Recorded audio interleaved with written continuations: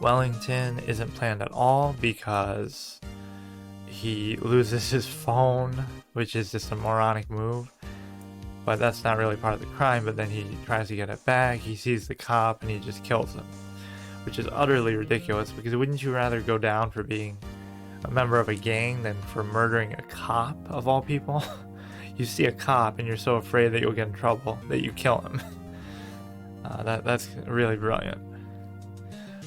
Eeny Meenies is somewhat elaborately planned, but also Morgan, I guess, deserves some of the credit for that, so let me think about each of their roles in this. Like, Eeny Meenie is an individual who, so she was the nurse, she killed the patients by accident, she got in a crash by accident.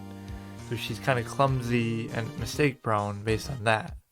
So she doesn't plan those two events, the killing of the patients or her sister, obviously. But then in the aftermath, she really becomes much smarter, apparently. She switches the face, which is maybe premeditating for the future, at the very least avoiding consequences for her actions. I don't know if there would have been charges for either killing her sister. It's just an accident, but compounding those two things together, also killing the patients, was kind of ridiculous. So she escaped all that, which is a form of planning too. But as far as this crime, set up the spirit channeling, it's kind of split between Morgan and her. They almost deserve equal parts. But she puts on the act, she wears the costume, she kills him, she pretends to be the channeled version of her sister, or of herself in this case. So it's pretty well planned. I have to give them credit for it. There's a lot of detail that went into it.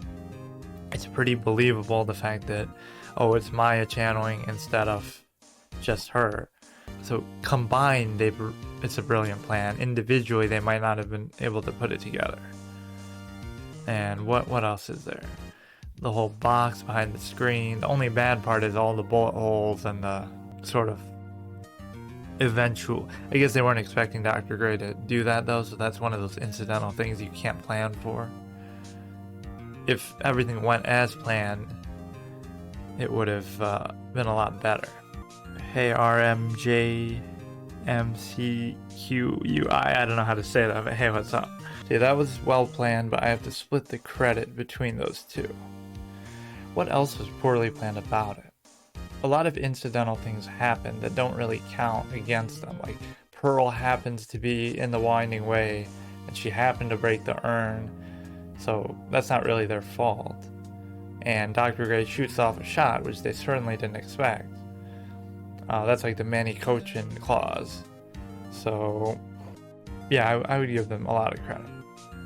And then Acro's, I think, is one of the worst plans. Well, see, it's hard to distinguish. Well, no, it is not planned. Isn't. There's two karmas because I tried to split up his crime, and there's also two Gants. I put Joe Dark as the second Gant because young Von Karma kills Gregory Edgeworth, and then old Von Karma sends the letter to Yanni Yogi telling him how to frame Edgeworth and kill Robert Hammond. So I separated those two.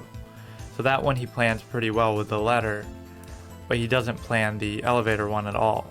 He just happens upon everybody being unconscious. And then, yeah, Acro is easy to rag on because he does plan it. He gets the bust incidentally from the monkey.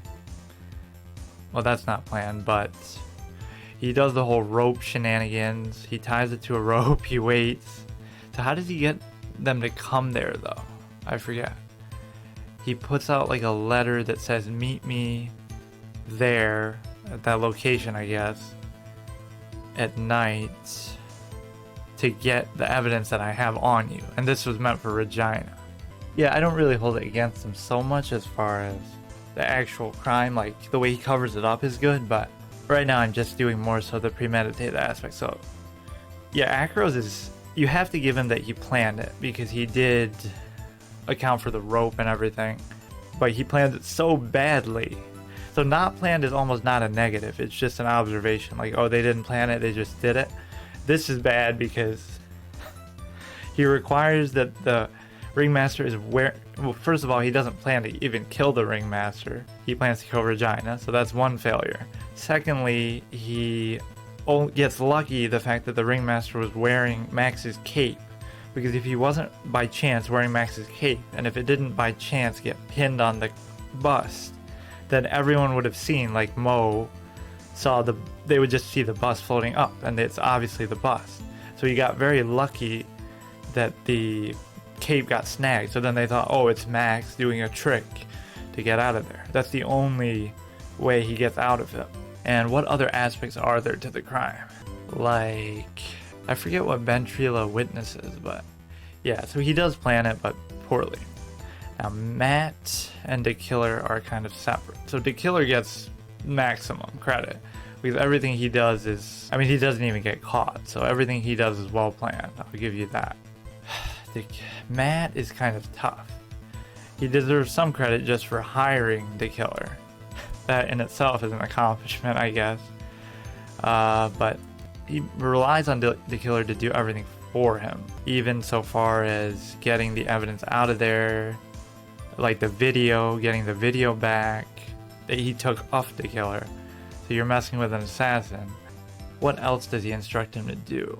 Kidnap Maya just to get a defense attorney, which I don't see why he would go that far. Why not just hire some other expensive defense attorney? Why did it have to be Phoenix? For the player's purpose, we know why, but yeah, so it's very odd. I can't give him too much credit. What else is there? So he relies on the killer to kidnap Maya, get the defense attorney, to do the killing itself, to get the tape back, and to not find out, I guess, about the tape. So yeah, he does plan it, but not especially well, and he relies 100% on the real planner and mastermind, who's the killer. And that's even why he gets caught, because he is afraid of the killer, not because of the crime itself.